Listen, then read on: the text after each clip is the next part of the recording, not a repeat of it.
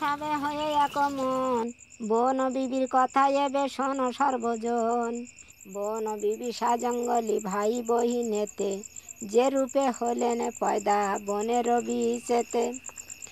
যে রূপেতে মক্কা হইতে গমন করিয়া, বাদা বনে ভাটি মধ্যে পৌঁছেন আসিয়া।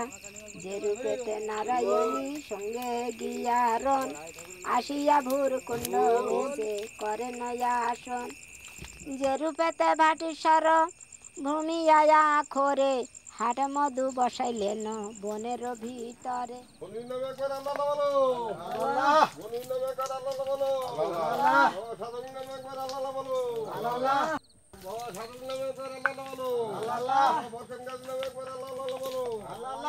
যে রূপেতে ধনা মনাই দুইজনে, সপ্ত ডিঙ্গালিয়া যায় মধুর কারণে। যে রূপেতে দুঃখের দক্ষিণা রায়ের দিয়ে, কেঁদ খালি হইতে আসে মোম মধুলিয়া। যে রূপে বন বিবি শুনে হয়ে দয়াবান, দুঃখের বিপদ কালে করে নয়া যান। যে রূপে দুঃখের তরে লইয়া কোলেতে, ফের নভ মন করে 18 বাটিতে।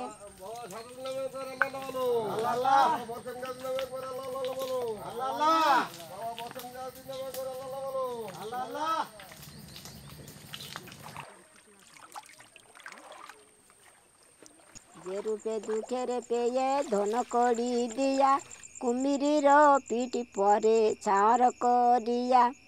দয়ার জননী দয়া করে নিজ গুণে, পৌঁছিয়া দিল ঘরে দুঃখের কারণে। দুঃখে সে পাইয়া ধন হইল দেশে রাজা, চালে চালে বসতি হইল সব প্রজা। বিপদে পড়িয়া বনে যেই জন ডাকে, মা বলিয়া বন বিবি দয়ার মাতাকে। উদ্ধারিয়ে তাহার তরে আপনার গুণে, মায়ের হুজুরা কত লিখিব এখানে।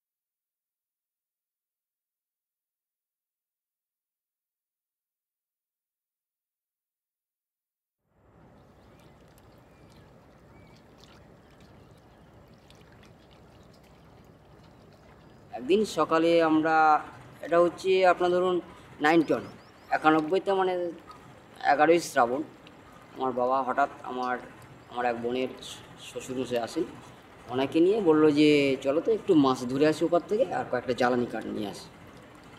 জাস্ট আমাদের বাড়ির অপোজিট পাড়, এটা হচ্ছে পাখির এলাকা, এখানে প্রচুর পরিমাণে পাখি থাকতো। 80 সাইকেল পাখি সব শেষ হয়ে গেছে। বাবা যেখানে মাছ মানে ধরেছে বা যেখানে কাঠটা কেটেছে, খুব ফাঁকা জায়গা। ওখান থেকে ধরুন 15 থেকে 20 মিনিট ধরে ডিপ জঙ্গলটা আছে, এবং ওই পাশে যে নাসি খালটা ছিল, ওই খাল দিয়ে গা ডুবিয়ে বাঘটা এসছে। বাবা ছিল জঙ্গলের ভিতর দিকটা, উনি ছিলেন জঙ্গলের বাইরের দিকটা। যখন ওনার দিকে ফলো করে যাচ্ছে, বাবা ওই মুহূর্তে বাঘটাকে দেখতে পায়। দেখতে পেয়ে বাবা যে কোনো আওয়াজ করুক বা মুখে কোনো সাউন্ড করুক, ওই বাঘটা তখন ওনার দিকে না গিয়ে বাবার দিকে ব্যাক করেছে। ফলে বাবার সঙ্গে মিনিমাম আধ ঘন্টা তো লড়াই হয়েছে।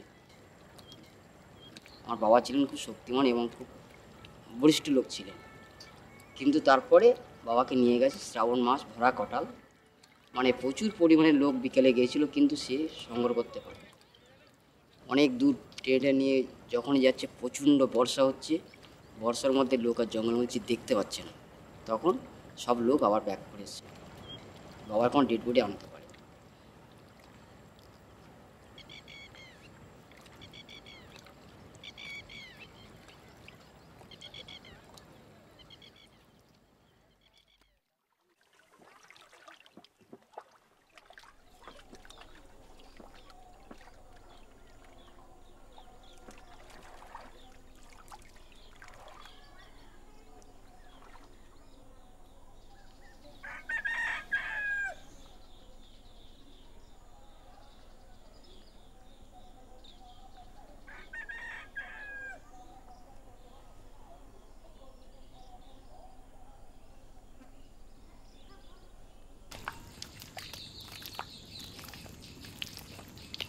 বড় কাঁকড়া করতে, এই যে এই তো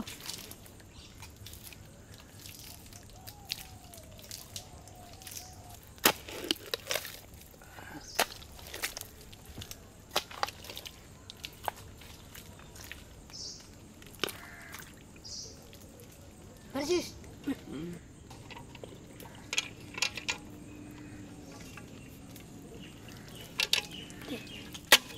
বেশি ঠান্ডা থাক।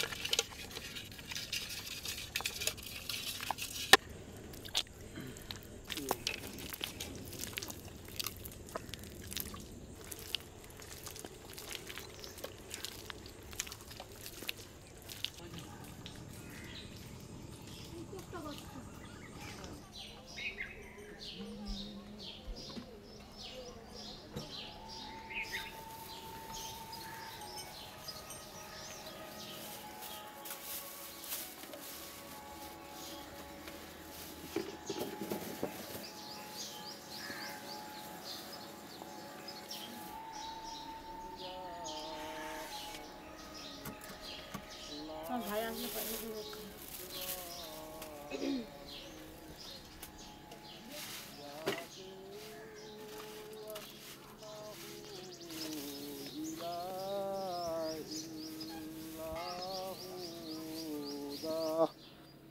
Hudayutiyanna kul innahu adlallahi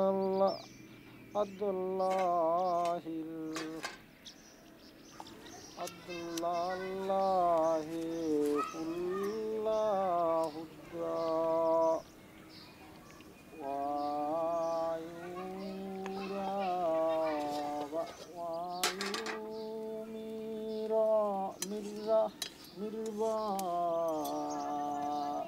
ila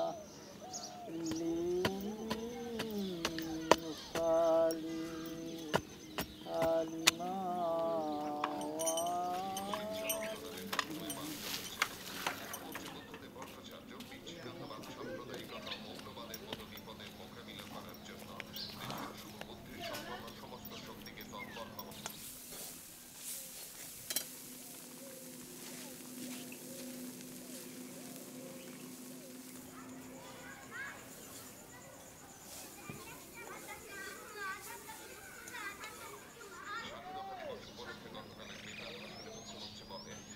বনবিবির বাবা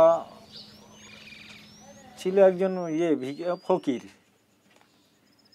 ও প্রথম বিয়ে হওয়ার পরে তার কোনো ছেলে মেয়ে হয় নাই।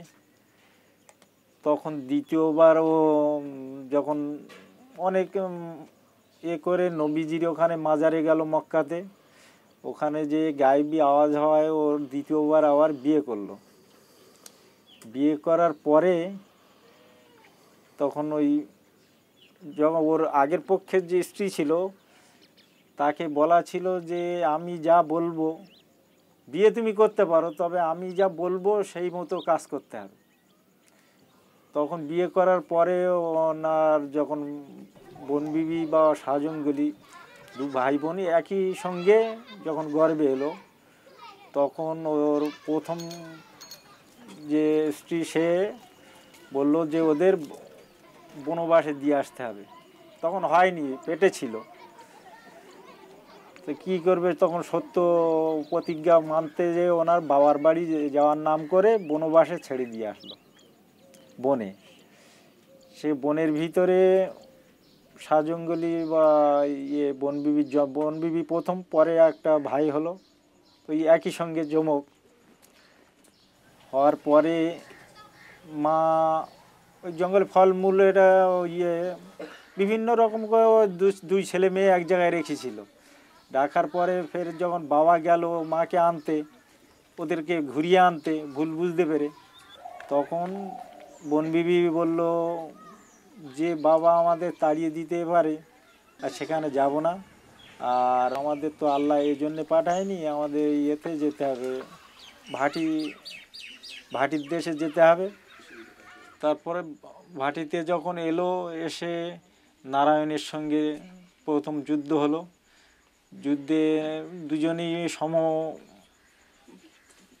আর কি, যুদ্ধের পরে যখন নারায়ণী হেরে গেল, হেরে যাওয়ার পরে জঙ্গুলি তাকে মেরে দেবে, এই মতো অবস্থায় জঙ্গুলির সঙ্গে নারায়ণের সঙ্গে ওনার একটা সই হলো আর কি, বন্ধুত্ব হলো।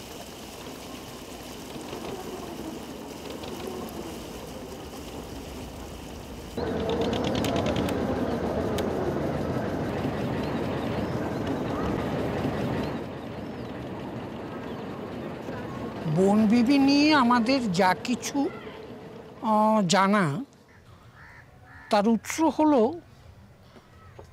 বনবিবির পুঁথি আর লোকজীবন। যারা বনবিবির পুজো করে বা যারা বনবিবির কাছাকাছি আছে, তাদের কাছ থেকে যা কিছু পাওয়ার পেয়েছি। এমনকি কিছু কিছু ব্যাপারে পণ্ডিতজনদের সঙ্গে আমার কিছু মতপার্থক্যও দেখা দিয়েছে। মতপার্থক্য যেটা হয়েছে সেটা হচ্ছে ওই বনবিবি নামটা, এর বানানটা নিয়ে। যারা লিখেছেন তারা দন্তন্য বয়রস্বীকার এই বানান লিখেছেন, কিন্তু সন্দেহ দেখা দিল পরবর্তীকালে যে দন্তন্য হবে না, ওটা বয়কার দন্তন্য, বয়রস্বীকার। আমাদের বাংলায় বন এবং বন এই দুটো শব্দই আছে। ভগ্নী অর্থে যেটা বন, সেটাতে সামান্য একটু জোর পড়ে, কিন্তু দন্তন্য বন সেটাতে কিন্তু জোরটা পড়ে না বয়ের উপরে, সামান্য একটু উচ্চারণের তফাৎ। তা আমি বলি বয়কার দন্তন্য হবে, ওটা দন্তন্য হবে না। এখানে বন বিবিকেই পুজো করা হয়, বনদেবীকে সুন্দরবনে পুজো টুজো করা হয় না।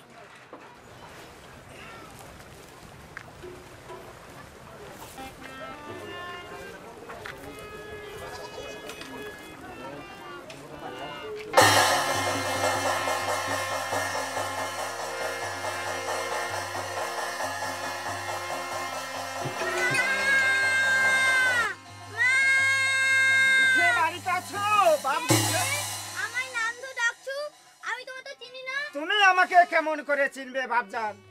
আমি আমার পরিচয়টা দিচ্ছি, শোনো। আমি তোমার আব্বা জানে দুঃসম্পর্কের ভাইজান হই। তাহলে আপনি আমার চাচা? হ্যাঁ বাপজান। আসুন চাচা, বসুন, আমার রহমত করুন। খোদা তাআলা তোমাকে রহমত করবেন বাপজান।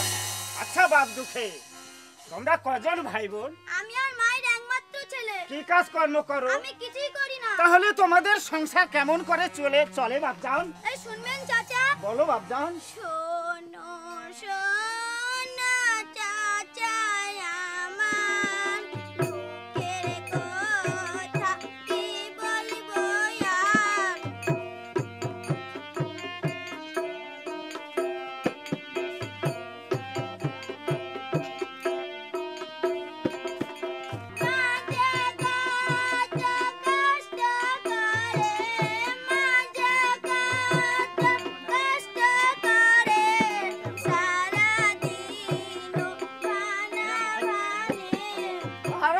বাপজান, আরে বলো না, আমি তোমাদের দুঃখ কষ্ট সহ্য করতে পারছি না।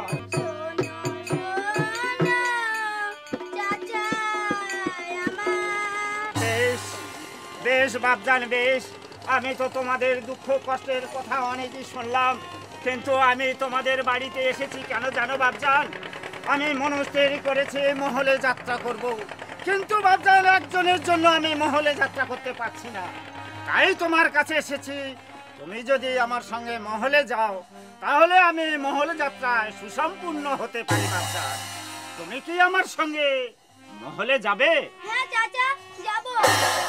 তোমার মাকে ডেকে জিজ্ঞাসা করে দেখো, আমার সঙ্গে ওই গভীর জঙ্গলে সাপ বাঘের মুখে মহলে যেতে দেবে কি না। জিজ্ঞাসা করো তোমার মাকে।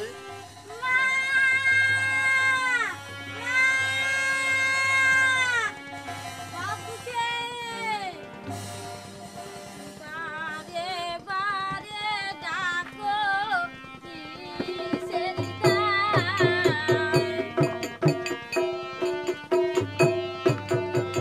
আমাকে চলে যেতে বলছো? হ্যাঁ দুলা ভাই, কেন ভাবি? তুমি আমার একমাত্র ছেলে। ভাবি কোথায় সাপের মুখে, কোথায় বাঘের মুখে, আমার দুঃখকে আমি যেতে দেবো না ভাই। কেন ভাবি? দুঃখকে আমি যেতে দেবো না। যেতে দেবে না দুঃখকে? তাহলে আর কি হবে আমার এখানে এসে?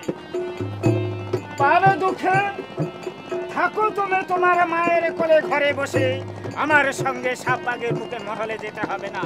আমি বরং ফিরে যাচ্ছি, দেখি আরো কোথাও লোক পাই কিনা। না চাচা, আপনি যেও না, আমি ওর মাকে বুঝিয়ে বলছি। দেখো বুঝিয়ে রাজি হয় কিনা। চাচা বলেছেন মহল থেকে ফিরে এসে আমার শাস্তি দেবে, আরো বলেছে আমাদের এরকম দুঃখ কষ্ট থাকবে না মা। বেশ, তোমার যদি ভালো হয় তুমি তাই করো বাবা। ভাবি এই তো ভাবের উপযুক্ত কথা, তাহলে দুঃখকে হাসি মুখে বিদায় দাও। বাবুকে তোমাকে একটা কথা বলে দেই, বনে যে থাকে মা বনদেবী, তুমি যখন বিপদে পড়িবে তুমি সেই মায়ের নাম স্মরণ করিবে, সেই মা এসে তোমাকে রক্ষা করবে বাবা, মা এসে তোমাকে রক্ষা করবে। এসো ভাবে দুঃখে। আমাকে বিদায় দাও মা। বাবুকে মা।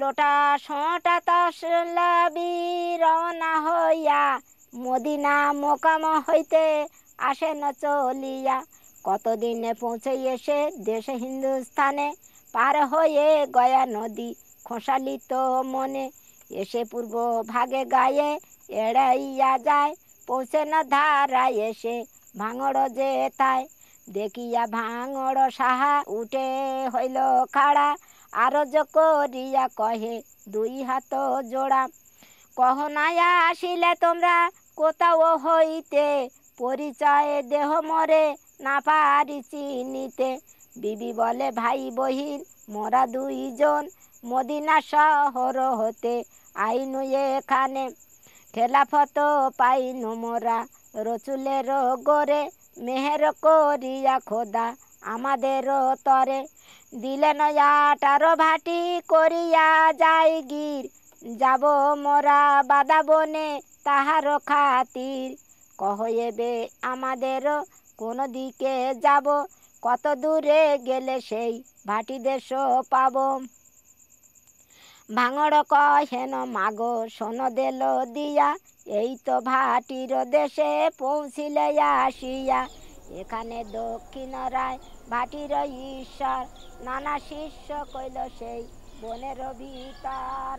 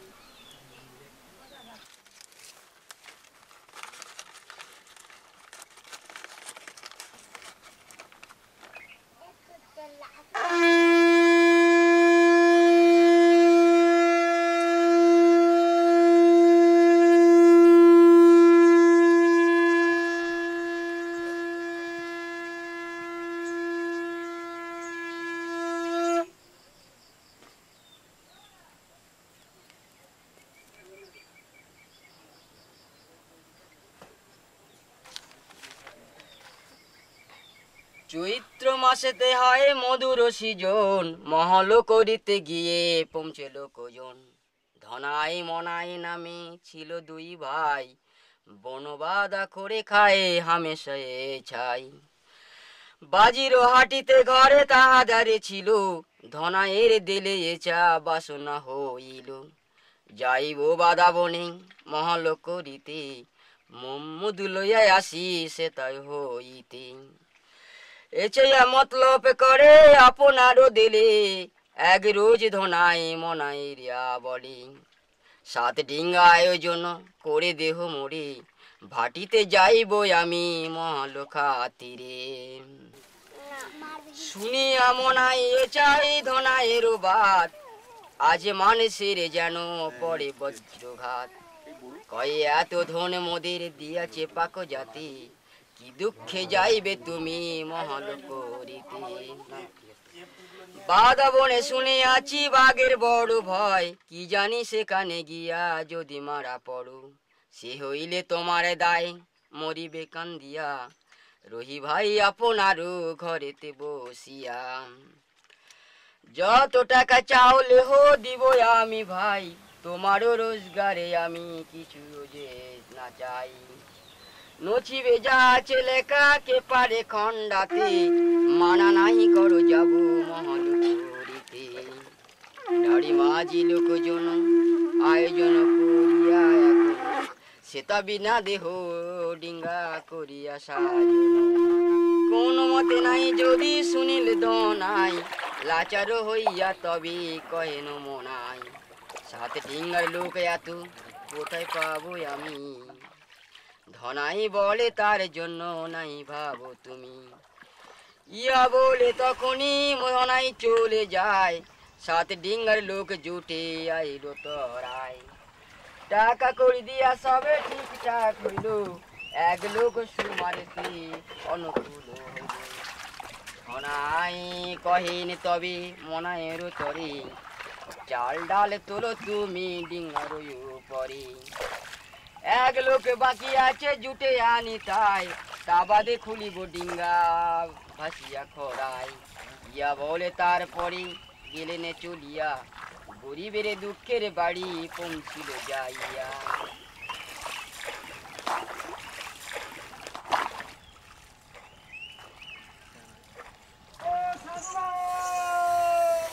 আরে আয়েন দো না ভাই আয়েন। ও সাধু ভাই, আরে হইলো কি জানা ভাই? চাল চালান সবই লায়ে উঠেছে তো? আরে হ্যাঁ উঠছে। আরে দো না ভাই, হ্যাঁ চাল চালান তো সব লাই উঠছে, তারপর? কিন্তু আপনার লোকজন সব ঠিক আছে তো? হ্যাঁ, একজন বাকি ছিল, হ্যাঁ। সারা দেশ ঘুরে ঘুরে হ্যাঁ। তবেই পেয়েছি। পাইছে? এই আমার লোক। হ্যাঁ। আরে ও সাধু ভাই, আরে কই?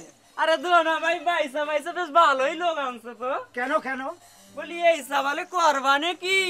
কেন? ও যা পারে তাই করবে। সাধু ভাই, আরে পোলার নামটা একটু জিজ্ঞাসা করবেন না? তুই জিজ্ঞাসা করলে না? আচ্ছা বাপু, তোমার নামটা জানো কি?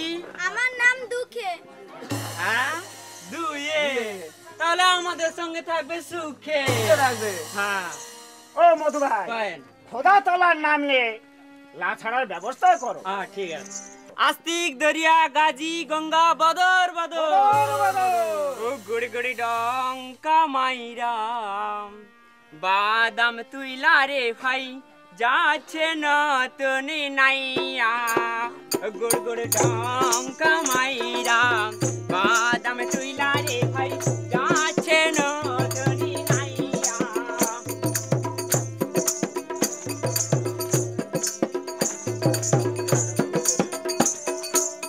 ও মধু ভাই, কয়েন।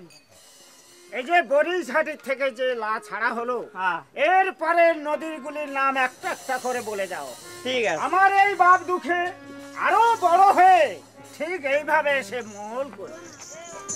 শোনো সবে মন দিয়া, গঙ্গের নাম যাই বলিয়া, মহল করিতে যায় ধনা হায় রে। শোনো সবে মন দি, গঙ্গের নাম যাই বলি, মহল করিতে যায় ধনা হায় রে।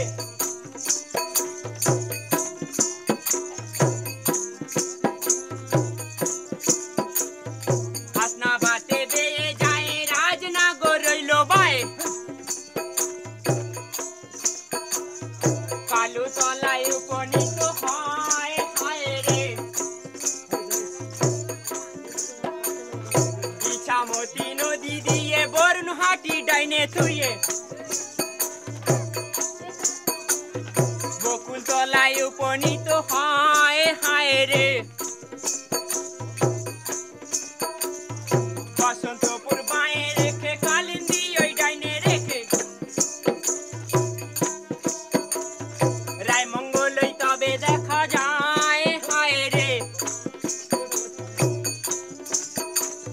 রায়মঙ্গলের পানি ডাকে পেটের পিলে চমকে ওঠে ওইখানেতে লাগে মনে ভয় হায় রে মনা বলে মনা ভাই এত গ্রামে ভাটা নাই চাপান করো এইখানে সকলে হায় রে সাথে সাথে করো এবে খানা পিনা করো সাথে আল্লাহ আল্লাহ বলো রে সকলে হায় রে আল্লাহ আল্লাহ বলো রে সকলে হায় রে আল্লাহ আল্লাহ বলো রে সকলে হায় রে আল্লাহ আল্লাহ বলো রে সকলে হায় রে আল্লাহ আল্লাহ বলো রে সকলে হায় রে আল্লাহ আল্লাহ বলো রে সকলে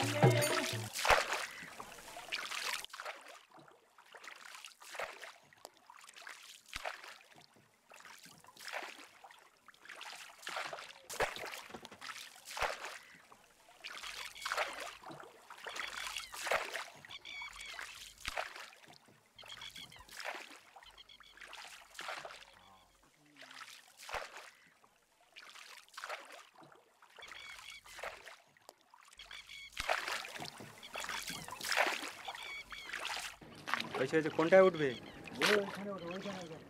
ওই খালের টাকা ধরবো হ্যাঁ ওই ওই বন দেখা যাচ্ছে হ্যাঁ ওই বনে উঁচু বনে ওই খালের ধারে ধরো ওইখানে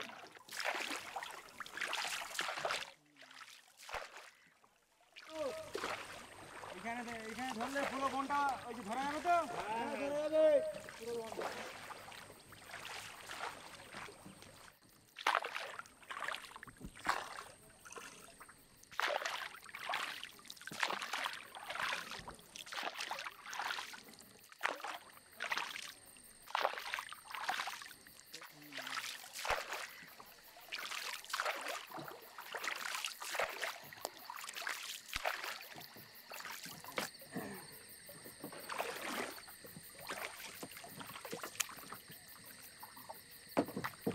এসো লাবো লাবো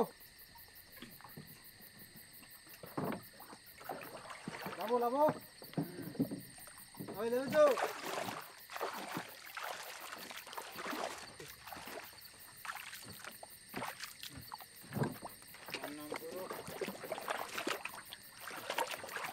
মা বনবি নগরে আলালা বলো আলালা মা বনবি নগরে আলালা বলো আলালা মা বনবি নগরে আলালা বলো আলালা বাবা সাজুন নগরে আলালা বলো আলালা বাবা সাজুন নগরে আলালা বলো আলালা বাবা দক্ষিণাগতি হরি হরি বলো হরিবল বাবা দক্ষিণাগতি হরি হরি বলো হরিবল বাবা দক্ষিণাগতি হরি হরি বলো হরিবল মা মনসার গতি হরি হরি বলো হরিবল মা মনসার গতি হরি হরি বলো হরিবল মা মনসার গতি হরি হরি বলো হরিবল আলালা বলো আলালা বাবা দক্ষিণাগতি হরি হরি বলো হরিবল বাবা দক্ষিণাগতি হরি হরি বলো হরিবল বাবা দক্ষিণাগতি হরি হরি বলো হরিবল মা মনসার গতি হরি হরি বলো হরিবল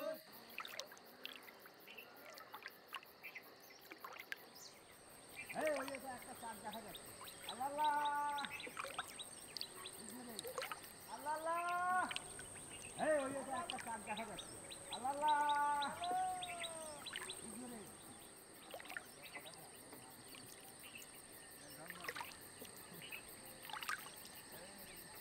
আমার স্বামী মহল করতে গেছে চৈত্র মাসে 1 মাস মহল করে। আমরা 1 মাস বাবা মাথায় তেল দেইনি, কাপড় পরিষ্কার করিনি, কাপড় কাচিয়ে এরকম নিকড়ে পরিনি। আর 1 মাস ওই রাত্রি, আজকে রাত্রি খাই রান্না করি, আবার কালকে রাত্রি খাই রান্না করি, কিন্তু আমরা সারাদিন কোনো আগুন ধোঁয়া উড়িনি। ওই পোকা ওদের বিশৃঙ্খলা মারে।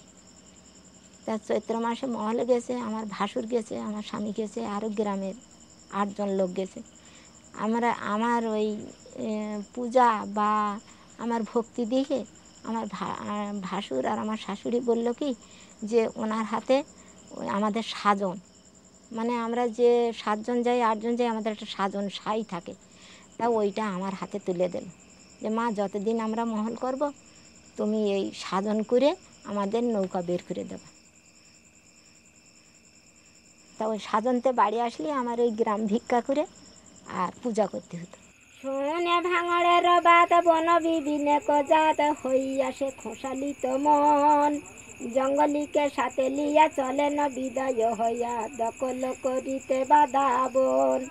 পয়লা জুড়িতে এসে আসন করিয়া বসে করিবারে নামাজ আদায়, জঙ্গলি আজান হাঁকে যেমন আসমান ডাকে রায় মনি শুনিবারে পায়। আসনে বসিয়াছিল ডরিতে গিরিয়া গেল কহে ইচ্ছা হাঁকে কোন বীর, রায় সনাতন বলে সেটা বিজাহ না চলে জেনে যাইস কোন ফকির। বরখান বন্ধু যেই তার হাঁক নাই এই দোসরা আইল কে হইয়ার তাড়াইয়া দেহ তারে কোথা হইতে আইল বেড়ে হাঁকো মারে সর্বহটে আমার। রায়ের হুকুম পায় সনাতন চলে যায় দেখে দহে রয়েছে বসিয়া, সেরে কালো যুবা গলে মুখে আল্লাহ আল্লাহ বলে আশা ঝাঁটা সামনে গাড়িয়া। সনাতন দেখে ডরে নিকটে যাইতে না রে ভেগে আসে কহে রায় মনি রে। এক মদ্য এক মেয়ে বসে দহে যুদ্ধ মুয়ে হাতে তুলে আল্লাহ আল্লাহ বলে, শুনিয়া দক্ষিণা রায় আগ হেন জ্বলে যায় পাত্র মিত্র সবারে ডাকিয়া কহে মোর ভাটি বনে জবন আইলে কেনে মেরে তারে দেহ তাড়ায়া।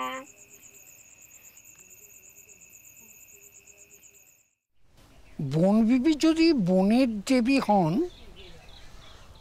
বনের অধিষ্ঠাত্রী দেবী বলে যে দাবিটা করা হচ্ছে, তাহলে তিনি অবশ্যই বনকে রক্ষা করবেন, বন কেটে কিন্তু আবাদ করবেন না। যে দুটি পুঁথি আমি পড়েছি সে দুটি পুঁথিতে কিন্তু দেখা যাচ্ছে বনবিবি দক্ষিণ রায়ের মা নারায়ণীকে যুদ্ধে পরাস্ত করলেন, দক্ষিণ রায় পরাজিত হয়ে বনের অধিকার ছেড়ে দিলেন। তখন কিন্তু বনবিবি সেই অধিকার নিলেন না, তিনি সব জায়গাগুলো ভাগ বাটোয়ারা করে দিলেন, সকলের সীমানা নির্ধারণ করে দিলেন, বলে দিলেন কেউ কারোর সীমানা যেন অতিক্রম না করে। তারপর তিনি কি করলেন, তারপর তিনি তার ভাই শাহজঙ্গলিকে নিয়ে একটা বিরাট এলাকা আবাদ করলেন, অর্থাৎ বন কেটে চাষের উপযোগী করে তুললেন এবং সে ভুরকুণ্ডাতে এসে তিনি অবস্থান করলেন। এটা কি করে সম্ভব হলো? এছাড়া এর গল্পের পরের অংশে দেখতে পাচ্ছি যে দক্ষিণ রায় বনবিবির সামনেই বলছেন যে জঙ্গলের যা কিছু কাঠকুটুই হোক আর মধু হোক সেগুলো তাঁর অধিকারে, যখনই প্রয়োজন হবে তিনি দুঃখেকে দেবেন। এটা কি করে সম্ভব হলো? বনের অধিষ্ঠাত্রী দেবীরই তো দখলে সব থাকার কথা, কিন্তু তা তো হলো না। তার সামনেই দক্ষিণ রায় বলছে সব আমার। তাহলে বনবিবি কিছুতেই অধিষ্ঠাত্রী দেবী হতে পারেন না। যদিও একথা চালু আছে যে ওই এই 18 বাঁকিতে তিনি অধীশ্বরী, লোকের বিশ্বাস তাই, লোকে বলে তাই, কিন্তু তিনি কোনোটারই অধিকারিণী নন। এটা কিন্তু তার নিজের কথাতেই, নিজের আচরণেই স্পষ্ট। কিন্তু তার মানে এই নয় যে বনে তার কোনো কাজ নেই।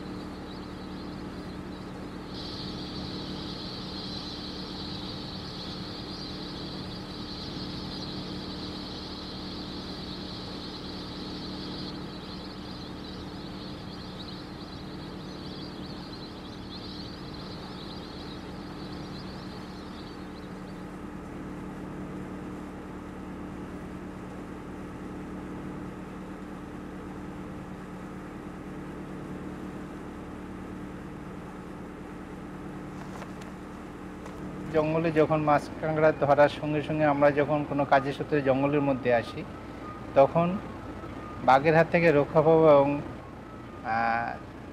প্রতিনিয়ত যেন সুস্থভাবে এখান থেকে কাজ করে বেরিয়ে যেতে পারে, সেই হেতু আমাদের এই মায়ের নাম স্মরণ করি। আপনার জঙ্গলে যারা চাকরি করছে তারাও প্রত্যেকটা স্পটে এরকম কিন্তু মন্দির দেখলেন, এই মন্দির পূজা দেওয়া হয় একমাত্র পৌষ সংক্রান্তি 14 কি 15ই পৌষ জানুয়ারি, বাংলা ইংরেজি 14 কি 15ই জানুয়ারিতে এই পূজাটা হয়, মকর সংক্রান্তিতে। আর বাকি অন্যান্য সময়ের মধ্যে সপ্তাহে প্রতি শুক্রবার এটাকে এই বনবিবির পূজাটা করা হয়। যেহেতু প্রতিনিয়ত ডে নাইট এই জঙ্গলের মধ্যে অবস্থান যখন করছি, তখন মায়ের নাম স্মরণ করেই আমরা জঙ্গলে থাকছি।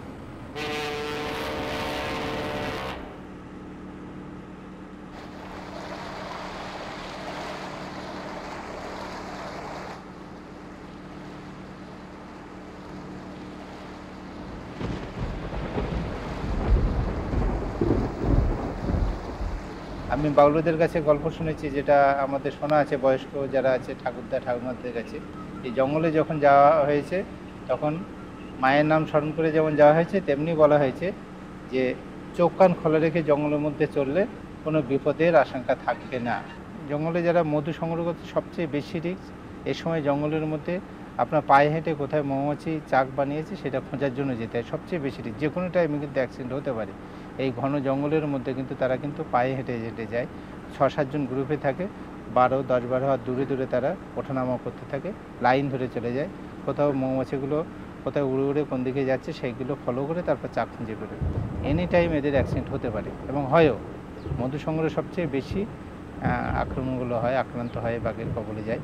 মাছ কাঁকড়া ধরার ক্ষেত্রে যেমন মাছের ক্ষেত্রে যে বলা হয় যে বড় বড় নদীর মধ্যে যখন আপনার ওই চড়া নদী চড়াগুলোতে যখন আপনার মাছ ধরতে জাল পাতা হয়, তখন কিন্তু আপনার এই যে রাত্রিতে কিংবা দিনে জোয়ার ভাটা নিয়ে যে জালটা আপনার মানে সেট করা হচ্ছে, তখন জঙ্গলের কাছাকাছি কোথাও একটা ল্যান্ডের গায়ে সেট করতে হয়। এই ল্যান্ডের গায়ে যখন সেট করতে যাওয়া হয়, তখন গাছের গায়ে দড়িটাকে বাঁধতে হয়। ওই বাঁধা অবস্থায় জঙ্গলে ঘন জঙ্গলের দিকে থেকে আক্রমণ হতে পারে এবং হয় এই সময়গুলো বেশিরভাগ। অ্যাকচুয়ালি প্রকৃত মাছ ধরতে গিয়ে যে জলের মধ্যে যদি মাছ ধরা হয় তাহলে কোনো আক্রান্তর সম্ভাবনা নেই, কিন্তু যখন ওই জালটাকে সেট করতে যাওয়া হচ্ছে কাছে গিয়ে জঙ্গলের গাছের গায়ে যখন বাঁধা হচ্ছে, ঘন জঙ্গল থেকে জাম করে অনেক সময় ধরছে, আক্রমণ করছে এভাবে।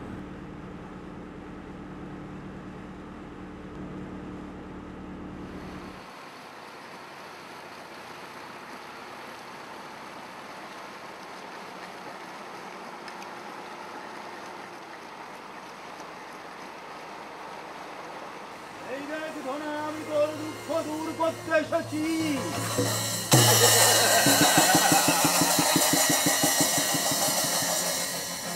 দণ্ডবক্ষমণি ছিল ভাটির প্রধান, দক্ষিণ রায় নাম মম তাহারই সন্তান। এই জঙ্গলের যত মম্মধু সব আমারই সৃষ্টি, যে আমাকে কৃপা করে তাকে দেয় দৃষ্টি।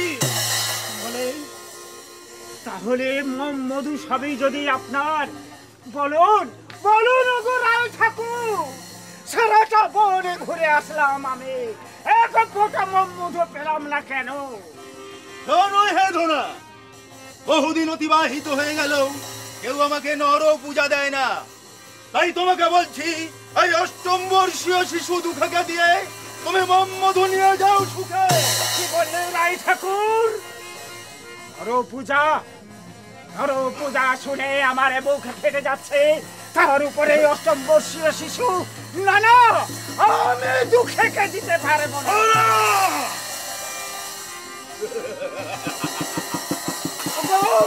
ওগো রায় ঠাকুর, করো জোরে করি গো মিনতি, ধরি তব পায় এসেছি মোরা দুই ভাই, লহয় একজন দুঃখিনী ধরে দুঃখকে আমি দিতে পারবো না। বারে বারে কাতর কণ্ঠে করিস ওই একই আহ্বান, ওই দুঃখকে দিতেই হবে, এটাই আমার পণ। পূর্বের ভানু যদি পশ্চিম আকাশ উদিত হয়, অমাবস্যার নিশীথে যদি পূর্ণিমা চন্দ্রে উদিত হয়, তবে মোর বাক্য হবে না ভঙ্গ।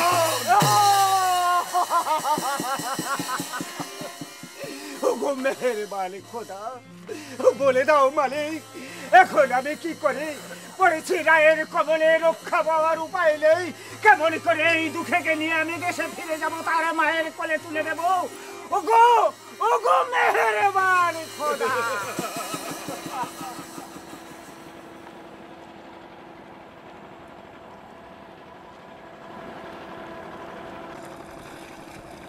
বাঘ এসে আক্রমণ করেছিল আমাদের নৌকোর সাইডে, মানে আমরা সব নৌকো উঠে গেছি, ও কিন্তু একটা গোড়ানে কাঠ কাটতে গিয়ে বাঘ এসে পড়েছিল গার উপরে, কিন্তু কামড় দিয়েছিল, কিন্তু সে মানুষকে আমি ছেড়ে নিয়ে এসেছি, বেঁচে গেছে সে। এবং কতকগুলো মানুষ আমরা জঙ্গলে অ্যাক্সিডেন্ট হয়েছে আমাদের এই পাখিরালয়ে 13-14 জন মতন হয়ে গেছে। কিছু বাঘে নিয়ে পালিয়ে গেছে, কিছু মেরে দিয়েছে, তাদেরকে ছেড়ে নিয়ে আসা হয়েছে। এবং যাদেরকে ছেড়ে নিয়ে আসা হয়েছে রাত খেয়েতে দেয়নি, মানে ওদেরকে কার পা খেয়ে নিয়েছে, কার মানে মানে দুটো ঠ্যাং খেয়ে নিয়েছে, কার একটা ঠ্যাং খেয়েছে, এইভাবে করে সব নিয়ে এসে, হ্যাঁ সব পারে মানুষ মরে গেছে। যেরকম আমাদের সৃষ্টিধর ভূঁইয়া আমার ভগ্নিপতির, তাকে বাঘে ধরে খেয়েছে। আমার পেশামশাই, তাকে বাঘে ধরেছিল, ছেড়ে নিয়ে আসা হয়েছে, সৃষ্টিধর ভূঁইয়াকে নিয়ে আসা হয়েছে, মরে গেছে সে। এবং সূর্যদলি, ও পড়ে গেছিলো জঙ্গলে, ওকে নিয়ে আসা হয়েছে, ওর আমি দুটো ঠ্যাং খেয়ে নিয়েছিল। এখানে বিজয় মণ্ডল, শ্রীপদ মণ্ডল বাঘে খেয়েছে, মানে বহু লোক আমাদের এখানে অ্যাক্সিডেন্ট। তার মাঝখান দিয়ে এত কিছু বাধা সৃষ্টি, মাঝখান দিয়েও আমাদেরকে যেতে হচ্ছে, যে এই জায়গাটা আমরা না গেলে আমাদের কিন্তু সঙ্গে চলবে না। কিন্তু আমাদের তো আয় ইনকাম আর কিছু নেই যে আমাদের সুন্দরবনে এই যে ভালো যে উৎপাদন হবে, কী হবে, কিছু নেই আমার। শতকরা 99টা মানুষ, প্রত্যেকটা মানুষ বাইরে চলে গেছে, কিন্তু আমরা বাইরে খাটতে পারছি না। আমাদের ছোটোবেলার থেকে অভ্যাস, আমরা এই জঙ্গলে মাছ কাঁকড়া ধরি, সব কিছু করি আর কি, মধুপুটু সব কাটি, যার জন্য আমরা এইখানে 5টা লোক নিয়ে চলি, কী করব। অ্যাক্সিডেন্টটা হয়েছে মধু কাটতে গিয়ে। ফার্স্টে যে বর্দার ছিল আর কি, উনি পিছনে ছিলেন, আর ওরা 7 জনের মধ্যে একজন নৌকোতে ছিল, 6 জন উঠে গেছিল। 6 জনের ভিতরে 3 জনকে একবার ডেট, মানে এক বাঘে 3 জনকে ডেট করে দিয়েছে। পরে ধরেছে, সে প্রথমে ধরেছে মানে যে হচ্ছে সাইদার কুত্তু আর কি, তাকে আগে ফেলেছে। ফেলার পরে তারপরে আমার মামা শ্বশুর ছুটে এসে, ওই মানে ছাড়াতে ছুটে এসে ওনাকে ছেড়ে দিয়ে কিন্তু মামা শ্বশুরের মুখে ধরেছে, ধরে মেরে দিয়েছে। মেরে দিয়ে আর এক ভদ্রলোক এসে আমার মামা শ্বশুরকে তুলে নিয়ে বলছে বাড়ি থেকে কী বলবো, আর ওই বাঘ সাইড থেকে এসে ওর মাথা চিপে দিয়ে ওকে নিয়ে চলে গেল। আর 2 জন গাছে উঠেছে, আর একজন একটা বোলেন নিয়ে একবার লোকধারে ছুটে আসে, একবার জঙ্গল পেতে যায়, একবার লোকধারে ছুটে আসে, জঙ্গল পেতে যায়। আমরা মধু কেটে এসে মধু টধু জমা টমা দিয়ে আমরা সব বাড়িতে উঠে গেছি, মধু টধু সব ভাগ করে টাকা পয়সা সব হিসেব করে করেছি। আমি আমার সালাদেরকে বলছি যে মামা কোথায়, মামা এখন আসেনি? বলে হ্যাঁ এসে। এরকম বেলা 10টার দিকে খবর আসে যে সব 3টে ডেড হয়ে গেছে। তা আমরা স্পিড বোট নিয়ে গিয়েছিলাম, টাইগার ডিপার্টমেন্টে গিয়েছিলাম। যেতে ওরা বললো যে খবরদার এখানে লাভা যাবে না। তখন আমি বললাম ঠিক আছে, আমরা আমি হচ্ছে রিস্ক নিয়ে আমি লাভবো না, আমি নিয়ে যাব। তখন উনি রেঞ্জারবাবু বললেন যে দেখুন আপনি গোপালদা, আপনি যদি এই নার্সকে নিয়ে যান তাহলে ওই ভদ্রলোক টাকা পয়সা পাবে না। এবার আমার শালাদেরকে জিজ্ঞেস করলাম কী করবো, আমার বড়ো শালা ছিল, কী করবো না, বললে বাদ দাও, টাকা দেবে যখন, আর ঝামেলা করতে হবে না। কিন্তু অতএব টাকা পয়সা কিছু দেয়, কোনো পয়সা দেয়।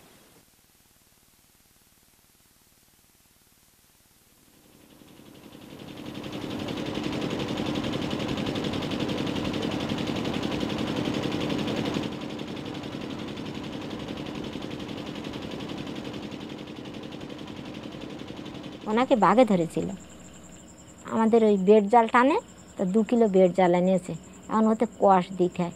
আমাদের দেশে তো গাপ নেই, মানে গরান কাঠের ছাল, কাঁচা ছাল জ্বালিয়ে ওই দিয়ে কষ দেয়। তা ওটা আনিয়েছে বুধবারের দিন, বৃহস্পতিবার মাঝে গেছে, শুক্রবারের দিনকে উনি মানে এই ছাল তোলার জন্য ছুটি বেড়াচ্ছে। তা আমি বলতেছি দূর বাবু, আমার বসে টসে লাগিয়েছে, এখন তোমার ছাল লাগবে না, থাকতো যা আছে ওইতে চালাও। তারপরে শনিবারটা কাটিয়ে গেল, রবিবারের দিনকে উনি আর শুনলো না। আমি ঘুমিয়ে আসি দেখে আর উনি নিজে হাতে দুটো ভাত খেয়ে আর একটা লোক সঙ্গে করে, আমার নৌকোটা বাবা এমন হয়ে গেছে যে জোয়ার আসলে ডুবে যায় আর ভাটা হলে জল সরে যায়। সেই নৌকাটা নিয়ে আর উনি আমাদের বাড়ির সামনে যে খালটা আছে ওইখানেই পড়েছে। উনি গেছে গোটা কতক ওই সুতি ধরে আমরা কাংড়া তুলি, গোটা কতক সুতি নিয়ে গেছে আর ওই কাঠের ছাল তুলতে গিয়েছিল। সত্যি কি মিথ্যে জানি না বাবা, তার কিচ্ছু দেখতেও পাইনি। সন্ধ্যের সময় আমার ভাসুর বলল, বাবুরা আসে বললো যে মা বিধির লিখন তো কেউ খণ্ডাতে পারে না, আমরা খুব খুঁজেছি কিছু পাইনি।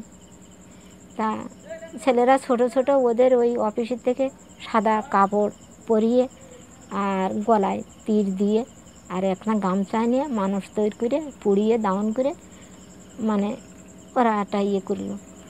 তা সেখান থেকে করে দেখলাম যে নিমতির বাধ্য কেউ না, এ ঠাকুর ও ঠাকুর সে ঠাকুর কেউ করে না।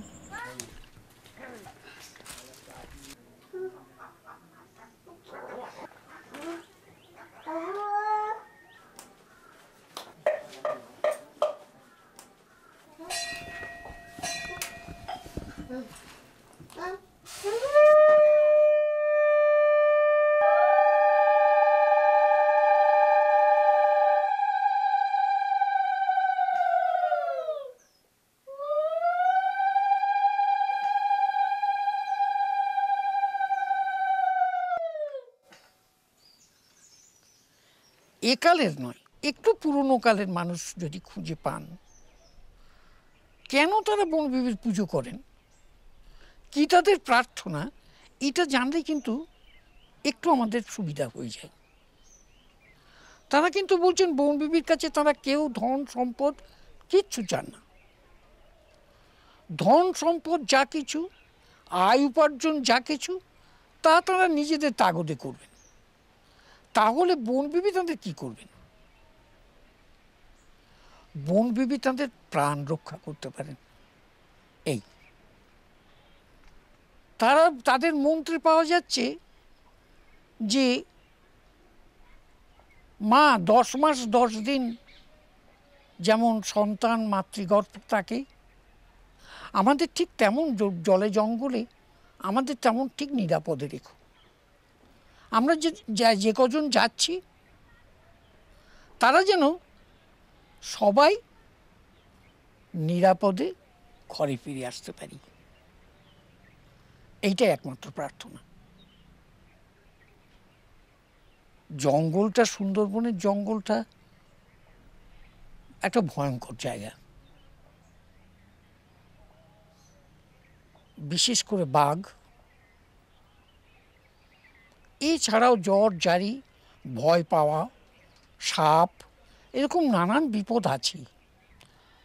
এগুলোর থেকে প্রাণ হাতে করে জঙ্গলে ঢোকা এবং এগুলোর থেকে রক্ষা পেয়ে প্রাণ নিয়ে লোকালয়ে ফিরে আসা, এইটাই ছিল তাদের বড় প্রার্থনা।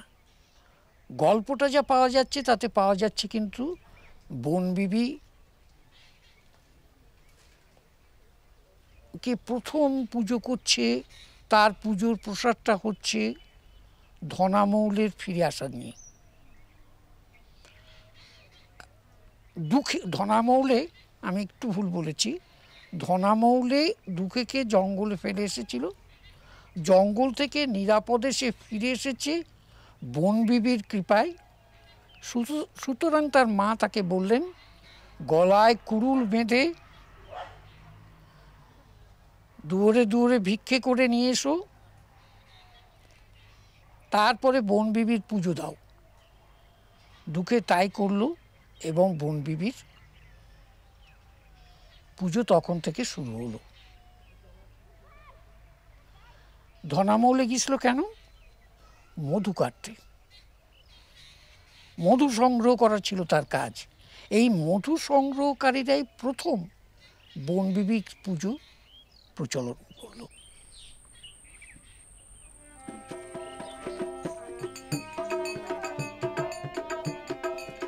ভাই জঙ্গলি, আমাদের বনের রাজ্যে একটা শত্রু আছে। শত্রু আছে? তাকে ধরা খুব কঠিন। সেই থাকে বনের মধ্যে, গড় খালি কেদো খালি, এইদিকে লুকিয়ে লুকিয়ে বেড়ায়। পেটের যায় যত সব কাঙ্গাল গরিব আসে, সে তাদের উপর অত্যাচার করে। এই 18 ভাটার মধ্যে এমন কে দুরাচার আছে ভগ্নি? ভালো ভালো ভগ্নি, তাকে আমি উপযুক্ত শাস্তি বিধান করি। দাদা না ভাই, উদ্ধার পূরণ করার জন্য সে নরমাংস ভক্ষণ করে। নরমাংস, তুমি আমাকে আদেশ করো ভগ্নি, এই মুহূর্তে এই কথার গায়ে আর দেওয়াটা আমি চূর্ণ বিচূর্ণ করে দেবো। ভগ্নির আদেশ মাথায় নিয়ে এই মুহূর্তে আমি উল্কার বেগে ছুটে যাবো সেই জঙ্গলপুরীর মাঝে। তারপর তাকে ভাদিয়া হাজির করিব এই ভগ্নির সন্নিকটে। তবে আমার নাম শাহ জঙ্গলি।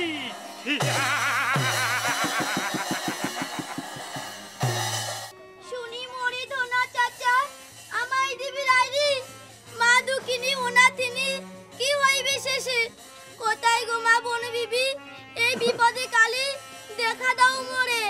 কোথায় গো মা বন বিবি, একেবারে এসে দাও মা দেখা।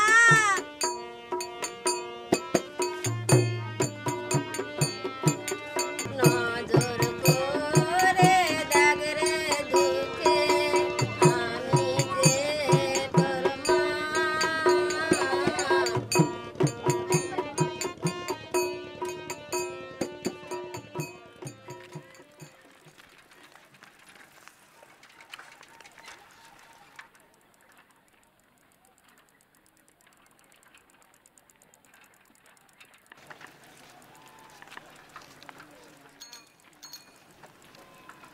আর 1984 23শে জুন বাঘের কবলে পড়ে যাই। আমরা গিয়েছিলাম এমনি ফিশিং ডিঙি মাছ ধরার জন্য। হ্যাঁ, তা কিছু জ্বালানি প্রয়োজন ছিল, জ্বালানি নেওয়ার জন্য ওঠা হয়েছিল আর কি। হ্যাঁ, তা আর জ্বালানি যারা বাবলি, আমি নিজেও কিন্তু বাবলির কাজ করি আর কি। তা আমার আর সময় দেয়নি, ওঠার সঙ্গে সঙ্গে আর একটু সময় দেয়নি, কথা বলার সময় দেয়নি, এসে ঘাটার পড়লো। পড়ে অনেক দাবাদাবি করেছি, তারপরেও লোক একটা সঙ্গে আউট করেছে। লোক একটা ঠেকে রাখতে পারে না, একটা লোককে নিয়ে আমাকে ধরলো আগে, কিন্তু আমাকে যখন না পারলো তখন সামনে আরেকজন ছিল, তাকে নিয়ে চলে গেল। তাতে করে আমার মাথাটাগুলো সব মানে ছেঁড়াটা আর কি, গা দাগ টাগ আছে এই। তারপরে সেখান থেকে ওই মায়ের পুজোই করি, আর মা এই রক্ষা করে না, তো আমার আর বাঁচা রক্ষা ছিল না। আমার তো সব চেটে টেটে ধীরে তো ছিঁড়ে ফেলে সব এইসব খাটানা ফাটা সব আগোড়া। তবু হাতের কালেকশনে যায়, কিন্তু এখন এই 2 বছর যাই না, হঠাৎ কানটা চেপে গেল, চোখের অসুবিধা, চোখের প্রয়োজন, কানেরও প্রয়োজন জঙ্গলে যেতে গেলে। কিন্তু যদি চোখ আর কান যদি না থাকে, দুটিই যদি আউট হয়ে যায়, তাহলে আর জঙ্গলে কাজ করা যায় না। সেজন্য আমি বাদ দিয়েছি।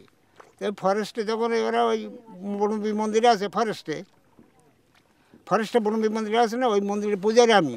আর আমি যে মা বনবীকে পেয়েছিলাম কীভাবে, হ্যাঁ, সেই ছায়া মূর্তি, তা আমি তার ভয়টাই করি না। আমার তো বাঘে তো খেতে পারবে না। তো আমরা যখন কালেকশনে যাই, মধুর শাক যখন পাই, তা মধুর শাকে হাত দিতে গেলে ওই দক্ষিণ রায়ের নাম আগে করতে হবে। মধু হচ্ছে দক্ষিণ রায়ের সৃজন, দক্ষিণ রায়ের নামে হরিধনটনি দিয়ে তারপর চাকে হাত দিতে হবে।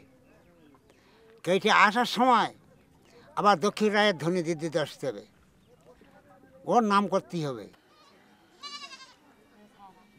বাঘের খাবার কম হয়ে গেছে, এক কথা শুনুন, ওদের তো খাবার প্রয়োজন আছে।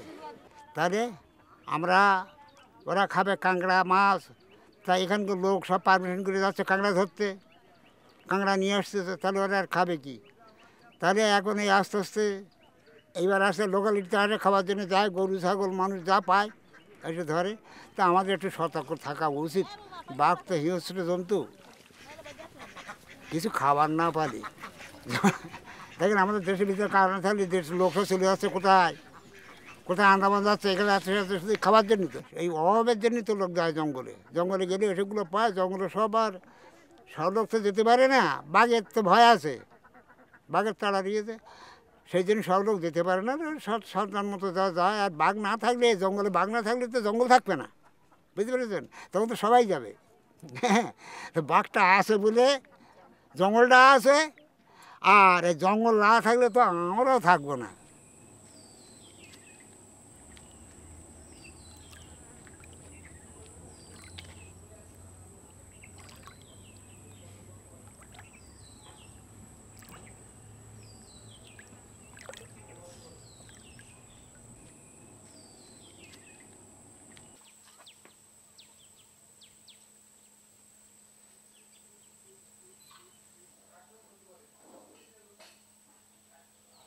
ওই কাকদ্বীপের ওই ঠিক সাগরের কাছ থেকে ওই কালিন্দী নদী পর্যন্ত শমশেরনগরের ওপাশটা, এই যে বর্ডারটা জঙ্গলের সঙ্গে লোকালয়ের যে সীমারেখা, এই সীমারেখা ধরে বনবিবির পুজো করে না এমন জায়গা আপনি খুব কম পাবেন। আপনার কাকদ্বীপের দিকটাতে, ওই দিকটাতে ছিল বাসুলির পুজো, দেবী বাসুলির পুজো। বাসুলির পুজো কমে গেছে, বনবিবির পুজোটা শুরু হয়েছে বেশি। এমন জায়গা পাবেন না যেখানে বনবিবি নেই। আগে এটা ছিল না। আগে এটুকু মনে করা যেত যে মাতলার পূব পাড় থেকে শুরু করে এদিকে এই গোসাবার এইটা দিক থেকে একেবারে ওই কালিন্দী পর্যন্তই এইটাই ছিল বনবিবির এলাকা। এখন গোটা সুন্দরবনের সীমারেখা ধরেই তার পুজো।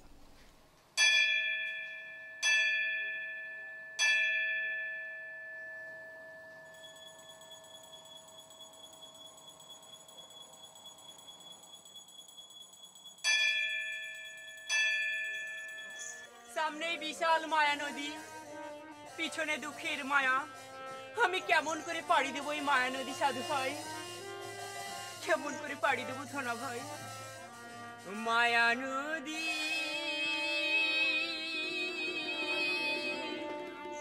কেমনে যাব বাহিয়া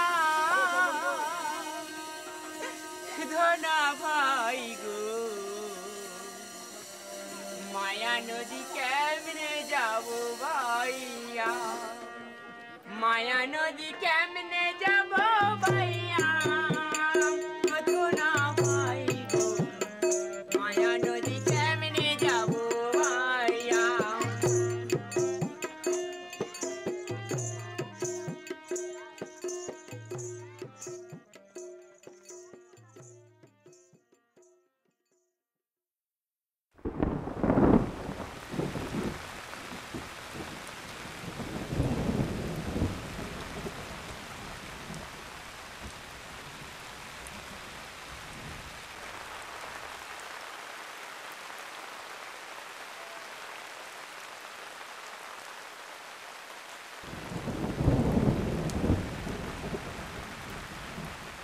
নারায়ণী দেখে ডরে বিবির দুই পাও ধরে, কহে বাতো সই সই বলে, প্রাণদান দেহ মরে নামারো আমার তরে, দাসী হয়ে রইব তোমার। 18 ভাটির বিষে অধিকার যে যে আছে, সব শুদ্ধা হইল তাবেদার। সত্যি কথা কি, আজ 22 বছর পর্যন্ত মারা গেছে, তো মনের দুঃখী কষ্টে পড়িনি 22টা বছর। আজ হইতে তুমি রাজা, আমরা তোমার প্রজা, তুমি কর্তা হইলে আমাদের, তোমার দোয়াই দেব ও তাবেদার হয়ে রব, হরবাতে খিদমতে হাজিরে, এছাই মিনতি বাত শুনে বিবি নেকো যাত, নাহি মারে মদ্য পেয়ে দেলে। আমি সহ্য করতে পারিনি, আমি চোখে দেখিনি আর কানে শোনা, কিন্তু আমি যদি একটা ডাক্তার বা একধার ওষুধ দিতাম, কিন্তু মনকে প্রবোধ দিতাম, আমি এখনো পর্যন্ত ভুলতে পারিনি। দয়ার মা ভেবে নারায়ণী তরে তরে, আর উঠাইয়া নিল নিজ কোলে, রনে নিজে হয়ে খুশি, আসনে বসিল আসি, নারায়ণী খেদমতে হাজির।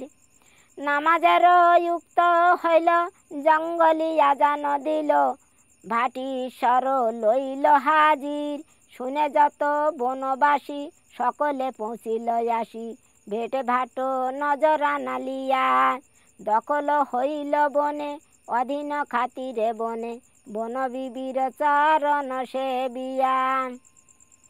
আরে মাকে আর পূজা সত্যি করিনি, যেখানে হয় যাই, কিন্তু আমি সেইভাবে মার কাছে আর কামনা করিনি। আমার সত্যি কথাই এই যে মা, আমি এত করে তোমার পূজা করতাম, এত দুঃখ জানাতাম, কিন্তু নারী হয়ে তুমি আমার কষ্ট বুঝলে না, আমার কলঙ্কিনী করলে, তো আমি মনের কষ্টে আর মার পূজা করিনি।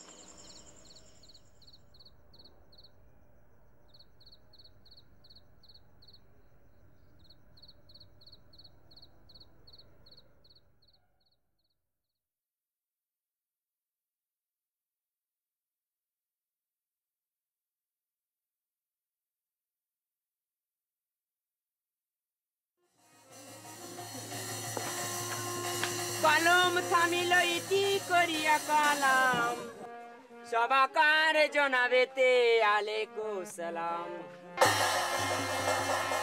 পনির মা বন বিবি মা